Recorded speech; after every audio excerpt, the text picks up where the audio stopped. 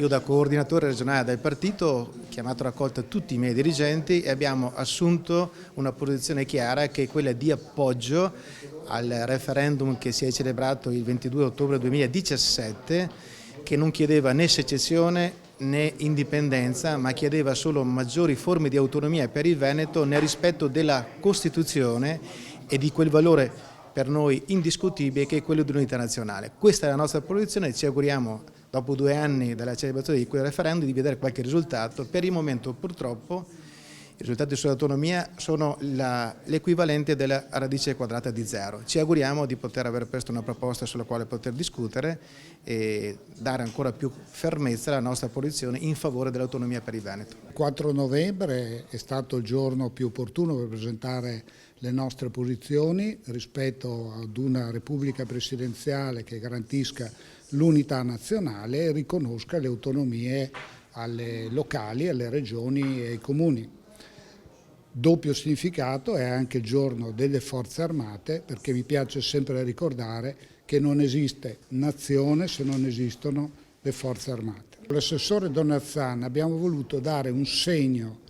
di dialogo nei confronti di quegli studenti e quei professori che in qualche modo hanno, proprio qua a Venezia, all'Istituto Marco Polo, hanno vietato l'ingresso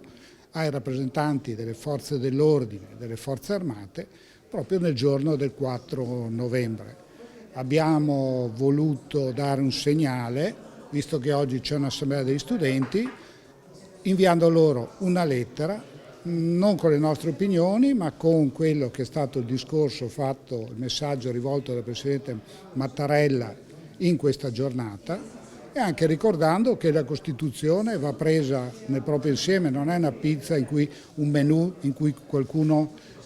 utilizza l'articolo che vuole, perché a me piace anche ricordare che se è vero che nella nostra Costituzione si ripudia la guerra come metodo per risolvere i conflitti internazionali, è anche vero che all'articolo 52 si dice che è sacro dovere di ogni cittadino